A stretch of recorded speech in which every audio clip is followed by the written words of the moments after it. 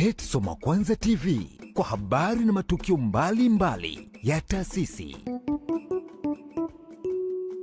Ninaitwa Muhammad Omar Juma, ni mwalimu wa shule ya msingi Rahaleo Kigamboni, Dar es Salaam. Hii kwangu ni kama ndoto ambayo kusema ukweli nilitamani itimie kwa muda mrefu.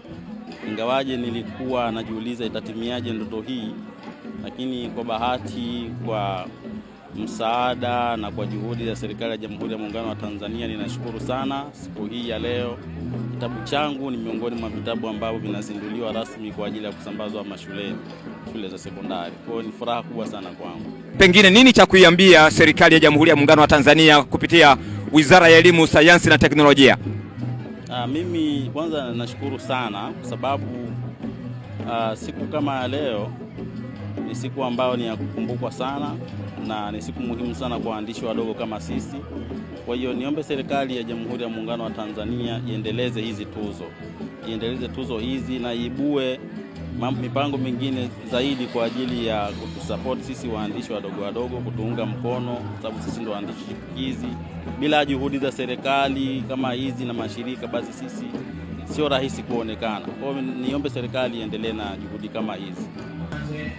Nimeupokea kwa furaha kubwa, sababu serikali imetimiza ahadi yake, na naona kabisa kwamba uzinduzi huu unaenda kuongeza idadi kubwa ya wasomaji, inaenda kupanua uwanda wa fasihi zaidi. Kwa kweli nimefurahi sana, ninashukuru sana. Nashukuru sana serikali kwa kufanikisha jambo hili, na vitabu tulifanya mashindani na tukashinda, lakini kama ile miswada ingelikaa tu kwenye makabati ingelikuwa hakuna faida yoyote. Lakini kwa vile leo kitabu tayari kimetoka, kiko hapa, kuna watoto ambao watapelekewa hivi vitabu katika mashule ya serikali, watafaidika kwa kusoma hadithi hizi nzuri.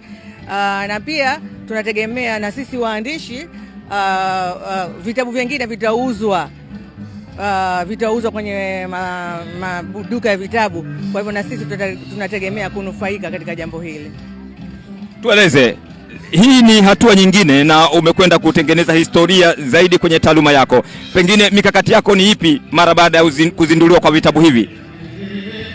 Mikakati yangu kwanza ni kuendelea kuandika na kuendelea kusoma, na pia kubwa zaidi ni kuendelea kuhamasisha Watanzania tusome vitabu, kwa sababu bila usomaji waandishi watakuwa hawana kazi. Kwa hivyo nitaendelea kuhamasisha Watanzania wasome, na watoto zaidi. Tukiwajengea watoto tabia ya kusoma vitabu, ndio watakaokuja kuwa watu wazima ambao wanasoma vitabu. Na kwa upande wangu mwenyewe ninategemea kuandika zaidi.